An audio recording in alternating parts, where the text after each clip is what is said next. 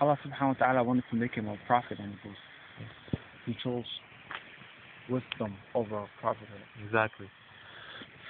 أعوذ بالله من الشيطان اللعين الرجيم بسم الله الرحمن الرحيم صلوات على أشرف الأنبياء السيد المرسلين أبي القاسم محمد وعلى آله الطاهرين وعلى أصحاب الأبرار المنتجبين. It's been a very, very spectacular Ramadan. It's been something very different as well.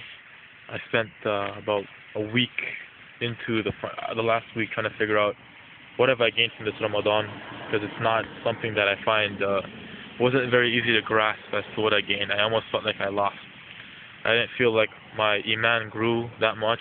I kind of felt like I lied to myself a lot as to who I really am, and I realized maybe not necessarily the weakness of iman, but I realized that I have a lot of fallacies within me. I didn't even know I had them before. These are completely new. I always thought I might bury stuff from the past, but this isn't something I never knew I had. And within the last week, I committed some serious haram, some serious sins, and sins in the sense that I haven't really affected myself. The only way I affected myself is I felt bad, and not just bad. I felt terrible. I felt miserable as for what I did.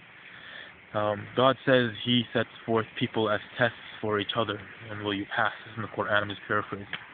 And sometimes I don't pass these tests, and sometimes I do. I'm lucky for the first person that I sinned against terribly, very, very badly. He forgave me. Because, it's my father. Fathers forgive their sons.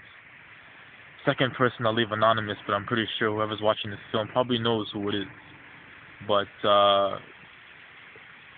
the way I look at this is that Allah manifests His iman, and He manifests His taqwa, and He manifests Himself within people. And it's not necessarily just people who are, prophets and messengers. It can be everyday people. People who are proof of Allah's prayers being answered, proof of His miracles, proof of His mercy, proof of His patience and forgiveness. And when Allah sends this proof down to you, and He wants you to believe in this particular person, and you reject them, I don't know how fair it would be to say that you're essentially, to an extent, rejecting a portion of what Allah has given you, rejecting the mercy Allah wants you to have. Maybe it's not necessarily you're rejecting. Maybe Allah is not saying, oh, you're rejecting this, you're a kuffar. But maybe Allah is saying, Hassan, you're on a path in which you are being slowly taken away by sin, and it's corrupting your heart, and this corruption of the heart is leading you to have a very weak iman.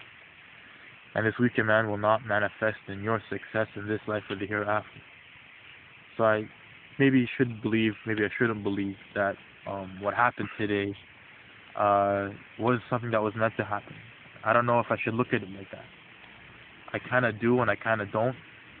I want to give myself the benefit of the doubt, but maybe it was meant to happen, and maybe I have to accept my failure. Maybe I have to accept my defeat. The fact that I failed terribly. In the process, somebody that I dearly love got hurt and probably cut things off from me for the rest of their life. And I don't necessarily, I regret it terribly, but the one thing that might be kind of shutting off my regret is the fact that maybe this was a lesson from Allah. Maybe Allah put His mercy into somebody and showed me that mercy, and I refused it. And through that, I lost a lot. And not only did I lose somebody, but I gained a big portion of knowledge about myself. A type of knowledge that Allah was saving me.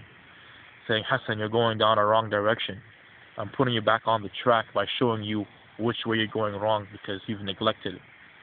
Funny thing was, inside I always saw how I was doing bad. But I chose to ignore it and to shut it up, thinking that might work to increase my iman, but it wasn't. I wasn't approaching the problem in a proper way. I was trying to just silence it, and it's not the way to work with it. You gotta approach it head on. You gotta be like a man. You gotta be like an adult. You gotta be a grown, wise, humble human being to approach your own fallacies and maybe that person won't forgive you right now, but maybe they will eventually. That doesn't necessarily mean they're going to come back and be your friend again or be your lover again. It might necessarily mean that they forgive you in the sense that they don't want you to suffer in the hereafter. They forgive you because they just think that you're a good person with good intentions, but you're incompatible with each other as friends or as mates or so on and so forth. That was a portion of the lesson that I learned. I also learned today that maybe it's not my faith in God that's weak, but maybe it's my faith in myself that's weak. That I look at people and I judge them with the lens I judge myself. And when I do this, it's very terrible because I have a problem of not always judging myself in a fair light. My mind wants to judge me in a fair light, but my heart doesn't want to judge me in a fair light. Because maybe the amount of sin that I've committed has put a big barrier over my heart, and I can't necessarily think or see straight sometimes. The eye of my heart, that spiritual eye that I got here, is being covered by so many hijabs, so many covers that I'm not seeing things properly. But my mind is. My mind acknowledges the truth. But if my heart isn't content as a result of my own fallacies, I'm the one who's losing. And I just don't know how to comprehend this properly. Because maybe it is Allah who does not want me to see it. Maybe it is, maybe it isn't. And me not knowing is a result of my ignorance. It's not necessarily gaining it via experience, but it could be just getting it through Quran. And Quran is so simple to understand, but I don't read it that much. You know? So a lot of the issues that I've been through today have been teaching me a lot. And I learned a lot this morning when I was, losing my patience with my mother because I thought I was going to be late for Eid prayer. And then the other day when I was really angry with my father. The other day when I'm thinking, poorly about people who do not deserve any degree of forethought. It's just me not being the person I want to be. Today, I came into a truth because so many times I hide from the truth and I don't want to acknowledge it for the sake of keeping faith with everyday people. And the truth today, as I mentioned to my brothers, is that with all due sincerity and all due honesty, from the deepest part of my heart, from the deepest part of my natural desire, this is what's speaking. I have no other desire on this planet other than to be as close as spiritually possible to Allah. That's all I want to do.